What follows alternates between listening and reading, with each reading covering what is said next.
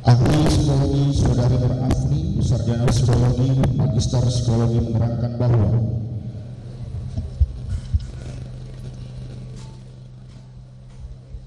maksud dan tujuan dilaksanakan pemeriksaan psikologi forensik terhadap Peggy Setiawan alias Peron dilakukan guna 1. Memperoleh gambaran tentang profil psikologis Peggy Setiawan alias Peron meliputi aspek intelijensia, kepribadian, dan status mental dalam rangka menetapkan kompetensi tersangka untuk memberikan keterangan dan mempertanggungjawabkan suatu tindak pidana. 2. Mengevaluasi kredibilitas keterangan tersangka terkait peristiwa yang menjadi dasar perkara.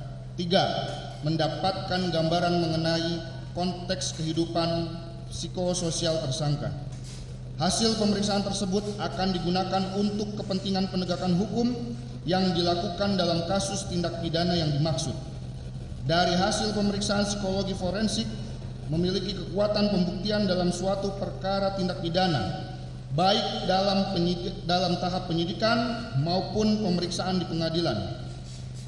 Terhadap pemeriksaan Peggy Setiawan alias Peron diperoleh gambaran status mental Peggy Setiawan diantaranya sebagai berikut.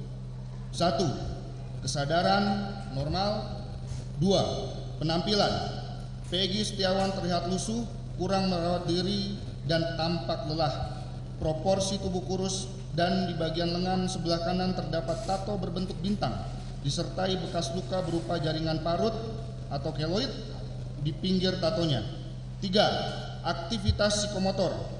Selama pemeriksaan, Peggy kerap memegang dan menggaruk tangan serta menggaruk kepala setiap merespon pertanyaan.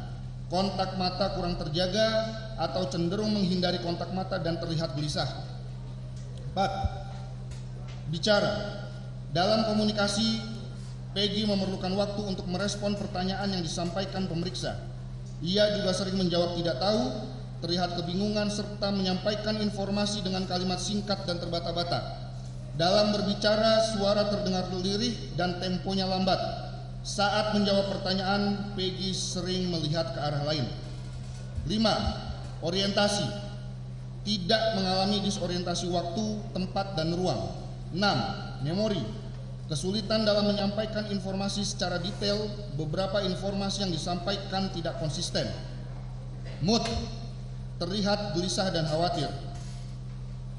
8. Emosi dan afek. Selaras atau kongruens dengan isi pembicaraan. 6. Persepsi. Tidak ada gangguan persepsi atau tidak ada halusinasi. 10. Isi pikir. Tidak ada gangguan isi pikir, tidak ada waham. 11. Fungsi intelektual. Secara umum mampu memahami pertanyaan yang diajukan dan memberikan jawaban yang sesuai pertanyaan. Meskipun demikian, ia tampak membutuhkan waktu untuk memahami pertanyaan yang diberikan. Bahkan seringkali meminta pengulangan instruksi, pertanyaan, serta arahan dan terkesan kurang spontan dalam menjawab. Fungsi intelektual ambang borderline intelligence functioning dengan nilai IQ 78. 12. Tilikan atau insight. Memahami kondisi yang ada dalam dirinya serta memahami perasaan dan tujuan yang ada pada dirinya maupun orang yang penting atau signifikan dalam kehidupan dirinya. 3. Sikap terhadap pemeriksaan. Kooperatif dalam mengikuti rangkaian pemeriksaan psikologis. 14. Daya nilai, judgment. Mampu memiliki tindakan yang memiliki tujuan dan arti yang sesuai, yang dapat diterima secara sosial serta tidak ada gangguan daya nilai realitas. Secara umum, status mental Peggy Setiawan relatif memadai. Ia memiliki kompetensi untuk memberikan keterangan. Catatan, keterlibatan Peggy dalam lingkungan pergaulan negatif saat memasuki usia remaja yang ditandai dengan penggunaan alkohol dan penyalahgunaan obat-obatan. Riwayat tingkah laku pelanggaran hukum sejak memasuki usia remaja merupakan faktor resiko yang meningkatkan kerentanan seseorang bertingkah laku yang bermuatan menyimpang. Bahwa dalam diri Peggy Setiawan ada sikap kecenderungan untuk berbohong atau menutupi kejadian yang sebenarnya dan manipulatif.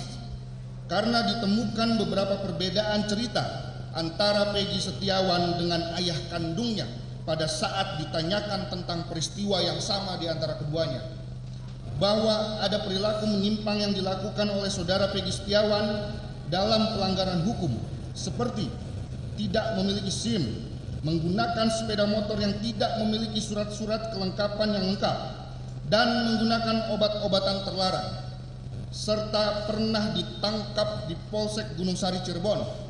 Kemudian dari hasil pemeriksaan psikologi forensik terhadap Peggy Setiawan memiliki indikasi untuk melakukan tindak pidana sebagaimana perkara yang dipersangkakan. Namun untuk lebih mengetahui secara mendalam perlu dilakukan pemeriksaan lanjutan. Pada saat saudara Peggy Setiawan ditanyakan secara langsung mengenai peristiwa tersebut di atas, saudara Peggy Setiawan menjawab tidak tahu. Akan tetapi, jika dilakukan pemeriksaan secara kolateral, yaitu dengan data-data yang secara tidak langsung dihubungkan dengan data-data yang lain, seperti pada saat dilakukan tes dengan alat warsau, ada perubahan reaksi emosi. Di saat kami memperlihatkan secara tiba-tiba dan cepat foto korban Eki ataupun Vina, ada sempat terjadi perubahan emosi pada saat melihat foto tersebut, sehingga tergambar adanya indikasi bahwa saudara Peggy Setiawan mengetahui peristiwa tersebut di atas. Akan tetapi untuk lebih mengetahui secara mendalam perlu dilakukan pemeriksaan lanjutan. Bahwa temannya yang bernama Sudirman pada pemeriksaan pertama, saudara Peggy Setiawan tidak mengenalnya. Akan tetapi pada saat pemeriksaan kedua, saudara Peggy Setiawan mengaku mengenal saudara Sudirman karena teman sekolahnya. Bahwa Peggy Setiawan memiliki karakter manipulatif dan saudara Peggy Setiawan dapat dimintai pertanggungjawaban atas perbuatan yang dilakukannya. Mohon izin yang mulia, akan dilanjutkan oleh rekan kami.